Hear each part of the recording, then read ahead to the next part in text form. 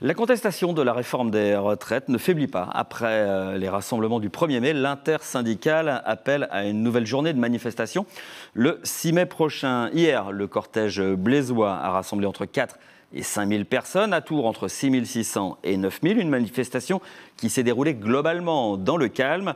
À noter pour la première fois, cependant, quelques débordements en fin de rassemblement. Faustine Luneau.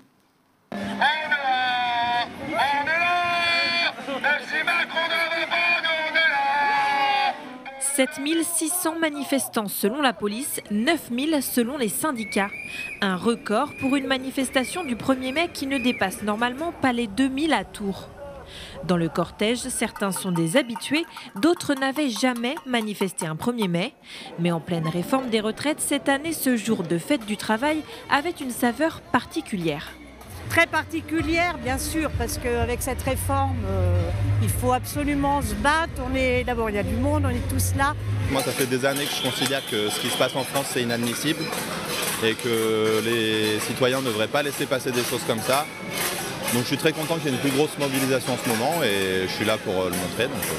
Je suis déjà venue au 1er mai les années précédentes, mais juste pour faire la fête et jamais pour faire le défilé.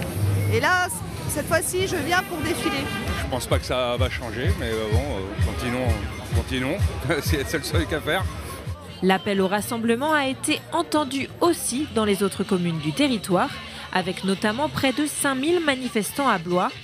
En 2023, c'est la première fois depuis 2009 que les syndicats locaux manifestaient ensemble un 1er mai.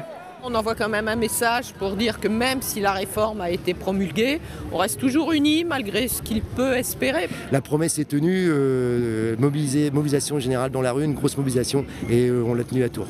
Autour de 9 000, c'est un bon chiffre effectivement. Dans les manifestations autres que l'on a fait sur les retraites en intersyndicale, c'est un chiffre qu'on a eu mais pas à chaque fois. Et oui, c'est une belle mobilisation.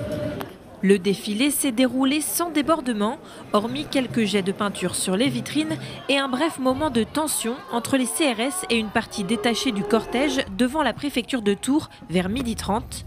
Une demi-heure plus tard, le calme était revenu.